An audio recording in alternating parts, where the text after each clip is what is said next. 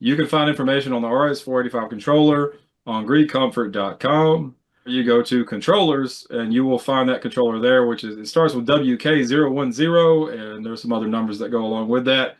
But that's where you can find information about that. In the FLEXX manual, there was a statement that stated must use, and it's the WYX whatever controller for the FLEXX system, and that's that's not accurate. You need to use that if it's for RS485 communication, because you can still use a 24-volt control on the FLEXX, and that's we've got to use a heat pump thermostat, obviously.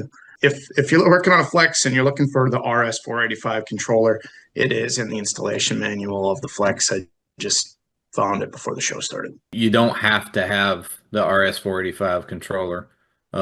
It's designed to work off a 24-volt control, and whatever brand or type of heat pump thermostat you prefer.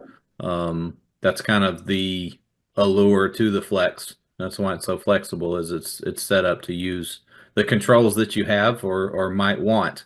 Reach out to your local contractor first, and then he would reach out to someone like Kevin and order it.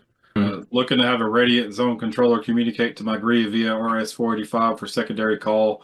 If anyone has any pointers, I can go ahead and tell you we do not have the data. I know that it's RS485, but we do not have the data points or a method of talking to the unit. This would be more of a proprietary controller. Yes, it's using RS485, but it's not ready to communicate with others. There's a lot of information that's being communicated between the indoor and outdoor unit and the controller. So stick with 24-volt control. 24-volt control would be the best bet in that case. If we're coming at it from a like a kind of a homegrown solution kind of thing, the warning that I would give is the warning that I would give when people have brought up the fact that we run with CAN bus on MultiPro.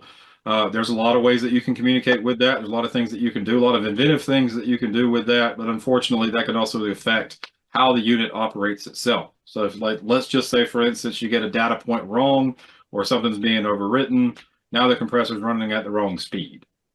That's what we're talking about dealing with or playing with at that point.